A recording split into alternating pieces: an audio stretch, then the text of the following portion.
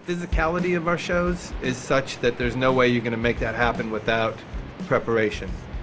And because I sing loud for 2 hours during a show, I have to spend a lot of time getting my voice together with the right food and the right warm-ups, and then I have to run or stretch or do push-ups or wrestle Flea or something to get my blood flowing. You can't go from 0 to 100 miles per hour without preparing.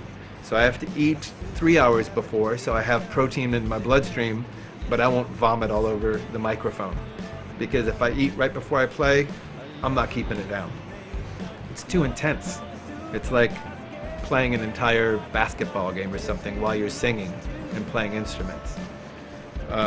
There's also a certain headspace that you have to get into, which we all kind of gravitate towards one room about 15 minutes before we go on, and we listen to music together. It could be anything. It could be funkadelic. It could be Patti Smith. It could be anything.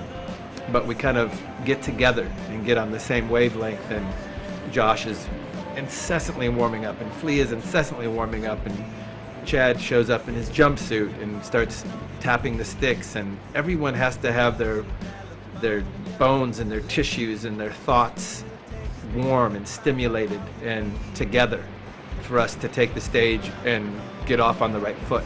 I figured out he's pretty crazy. He's pretty nuts.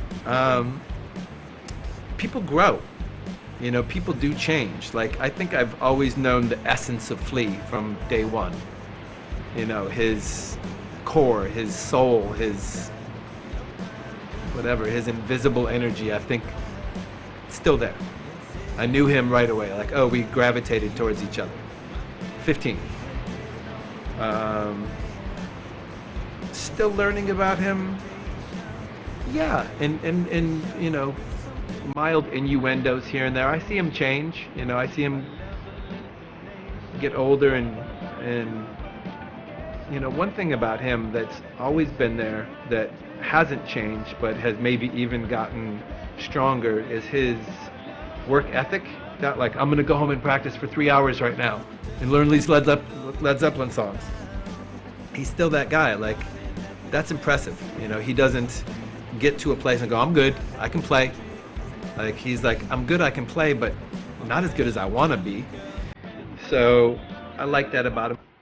The other parts of Flea, I think I have down pat. He's like a lot of us. He's got, you know, wild dichotomies. He could, you know, be the most generous and charitable man on earth, or not one day. You know, it's like all about himself. And then the next day, he's like, how can I give to the world? What can I do to make the world a better place? And extremes. Yeah. Those guys are really more lovers than fighters. They're used to getting their way, myself included. We're all really used to getting our way, and when we don't, we erupt until we get over it.